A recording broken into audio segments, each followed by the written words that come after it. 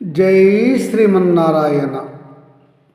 ఈరోజు మనం ధర్మపదం గ్రంథంలోని చాప్టర్ 5 విభాగము 231 కురుక్షేత్రానంతరము 36 సంవత్సరములు ధర్మరాజు యొక్క ధర్మబద్ధమైనటువంటి రాజ్య పాలనము ఏ విధంగా జరిగింది, ఎలా జరిగింది అని వైశంపాయనులు వారిని అడుగుతున్నాడు జనమేజయ మహారాజు.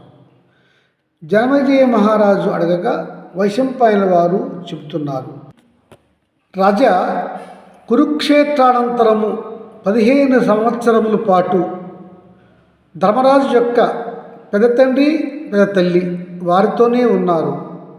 15 ఏళ్ళు తర్వాత వారు హస్తినాపురం వీడి అరణ్యాలకు వెళ్ళిపోయారు. అక్కడ వారు తపస్సులో మునిగి ఉండి అక్కడ మరి 3 సంవత్సరములు ఆ వానప్రస్థాశ్రమాన్ని పొడిగించుకొని తపస్సులో ఉండి వారు స్వర్గస్థులయ్యారు.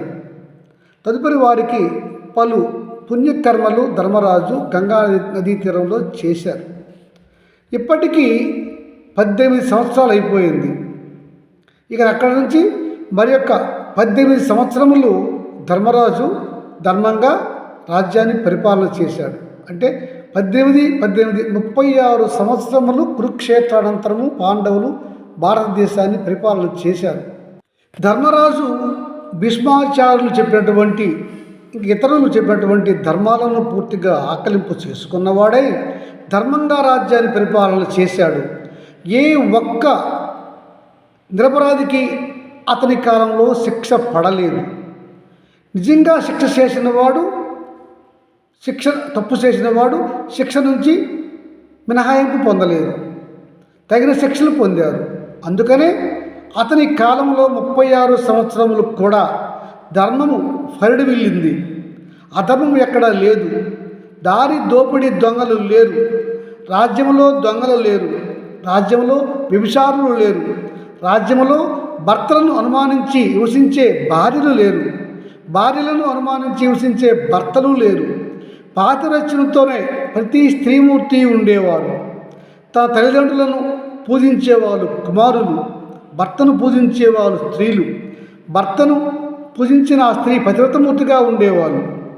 అలాగనే తల్లిదండ్రులను పూజించుట ఒక వృత్తి, ఒక తపస్సుగా ఎన్నుకున్నారు కుమారులు. పతిని పూజించుట ఒక వ్రతంగా చేశారు స్త్రీలు. ఉత్తమ కర్మలు చేసేవారు, ఉత్తమ విద్య అభ్యసించేవారు. పుత్రులు చదువుకోకుండా ఎవరు ఉండేవారు కాదు.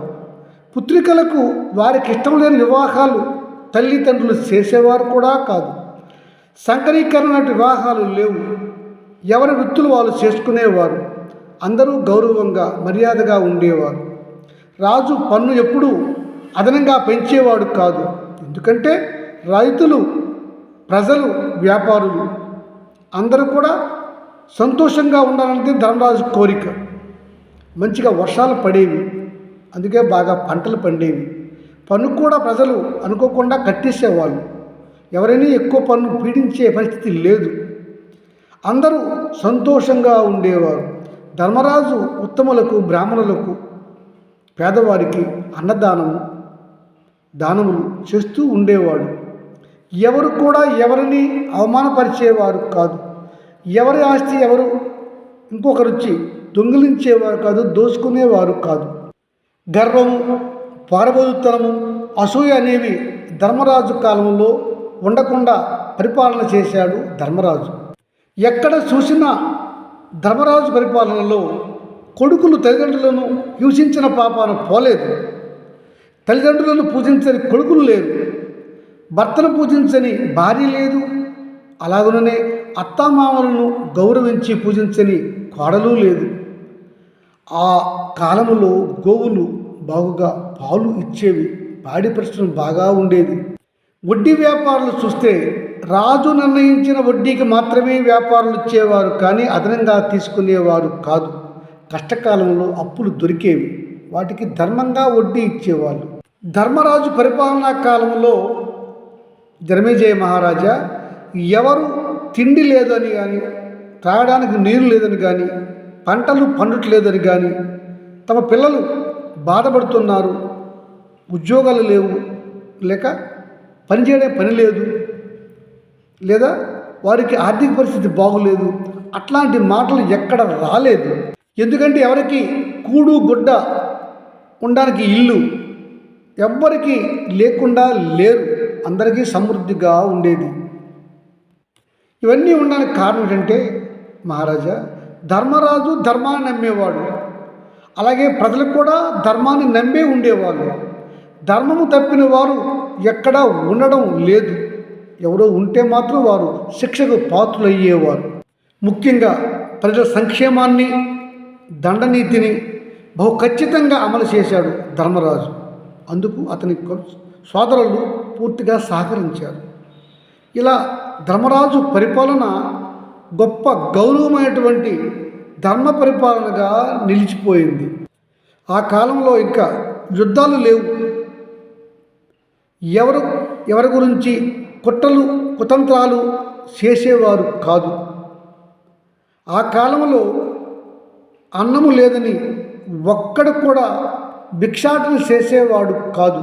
ఎందుకంటే అంత బాగుగా ప్రజా సంక్షేమాన్ని చూశాడు ధర్మరాజు. ప్రజల హక్కులను ఎవరు కాలు రాసినా ఒప్పుకునేవాడు కాదు.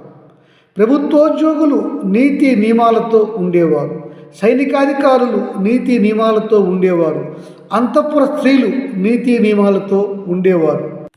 బ్రాహ్మణులను గౌరవించేవాడు ధర్మరాజు. యజ్ఞ యాగాదులు చేసేవాడు, అందరికీ మంచి దక్షిణలు ఇచ్చేవాడు.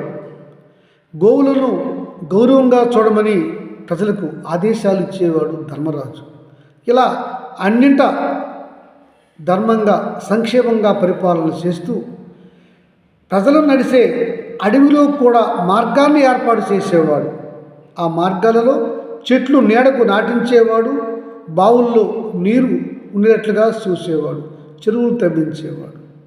ఇలా ప్రజల సంక్షేమము, ప్రజల రక్షణ పెద్ద పీట వేశాడు ధర్మరాజు. అందుకనే ధర్మరాజు యొక్క పాలన గొప్ప ధర్మపాలన అనే పేరు పొందింది అని చెప్పుకొచ్చాడు వైశంపాయనుల వారు జనమేజయ మహారాజుకు. జై శ్రీమన్నారాయణ.